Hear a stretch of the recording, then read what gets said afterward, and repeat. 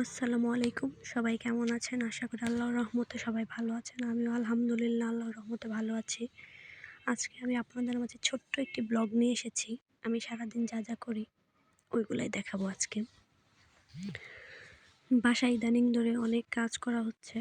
আমি আমার যা, কারণ রান্নাবান্নাটা আমি একটু সামলাই, যাও সামলায়। ছোট বেবি থাকলে যা হয় কি, এখন আর কাজ করতে করতে ক্লান্ত হয়ে গেলেও নিজেকে ক্লান্ত মনে হয় না। কারণ যখন মা হয়ে যায় মানুষ, মার একটা ভূমিকাই থাকে আলাদা। কারণ মারা কখনোই ক্লান্ত হতে পারে না। মা সারাদিন কাজ করার পরও তার বেবিকে সামলায়, সংসার সামলায়, শাশুড়ি মাকে সামলায়, সব কিছুই সামলাতে হয়।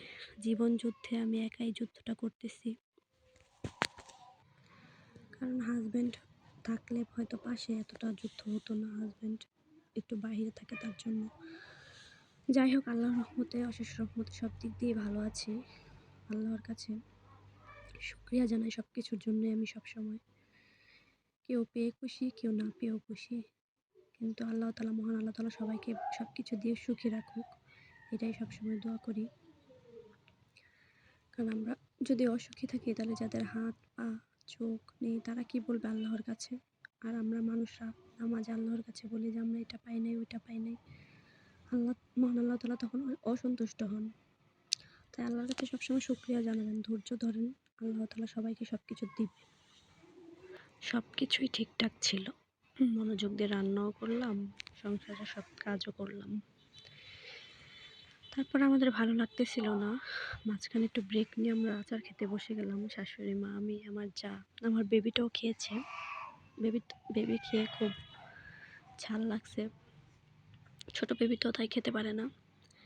আমি একটু দুষ্টামি করে খাইয়ে দিয়েছিলাম। পরে আবার কাজে ফিরলাম। পরে মাঝখানে আবার একটু বেবির খুব ঠান্ডা কাশ, তার জন্য বাইরে ছাদে নিয়ে গিয়ে একটু রৌদ্র খাওয়ায় আসলাম বেবিটাকে। সব কিছু এসে করে রান্নাবান্না শেষ করেই ফেললাম। তারপরে বিকেল শাশুড়িমা বলতেছে যে ভাপা পিঠা খাবে। ভাপা পিঠা বানানোর জন্য প্রস্তুতি হলাম আসর নামাজের পরে। ভাপা পিঠাও সব কিছুই ঠিক ছিল, বানানোটাও খুবই সুন্দর হয়েছিল। আমার খুব আনন্দ হইতেছিল পিঠাগুলো হইতেছে। কিন্তু যখন নামাইতেছিলাম প্লেটের মধ্যে, তখন দেখি একটা ফাটা দিচ্ছে পিঠাগুলো। ভাপা পিঠা ফাটা হলে কিন্তু দেখতে সুন্দর হয় না। তাই মনটা খুবই খারাপ হয়ে গেছিলো। সারাদিন ভালো থেকে মন যখন খারাপ হয়ে যায়, তখন একদমই ভালো লাগে না। সারাদিনে যা করছে ওগুলো মাটি হয়ে গেছে। ভাবতেছিলাম, এত আশা করেছিলাম পিঠাগুলো শাশুড়ি মাকে খাওয়াবো ফার্স্ট টাইম।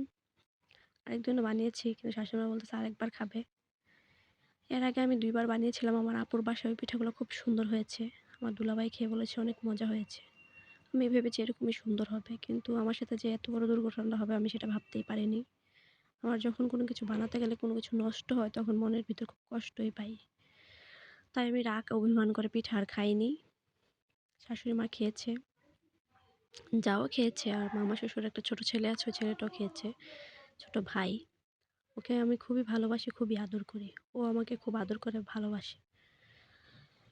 যাই হোক, ওর জন্যই খুব সকাল সকাল আমরা রান্না বান্না করি, কারণ ও স্কুলে চলে যায়।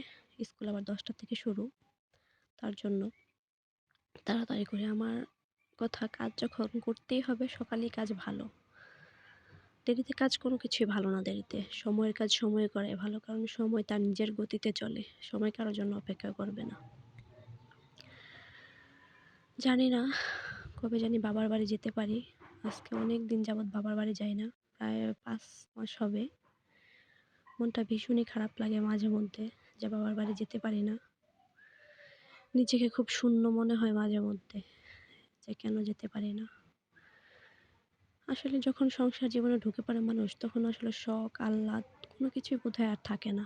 বাবার বাড়িতে ছিলাম রাজরানীর মতো, আর স্বামীর বাড়ি তো মহারানীর মতোই আছি।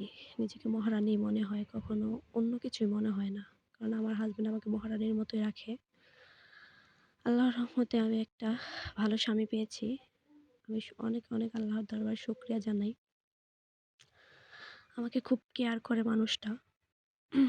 আল্লাহ হয়তো ভালো মানুষ আমার জন্য রেখেছে, তার জন্যই আমাকে খুব কেয়ার যত্ন খুব সব কিছুই করে। স্বামী হলে এরকমই হওয়া উচিত সবার। আবার রান্নার কাছে চলে আসলাম। রান্নাটা তো সম্পূর্ণ শেষ করতেই হবে। আমাদের বাসায় আবার গ্যাস নেই, সিলিন্ডার গ্যাস ইউজ করতে হয়, যার জন্য খুব শর্টকাটের ভিতরে রান্না বান্না করে ফেলি। আল্লাহ হাফেজ, আপনারা সবাই ভালো থাকবেন।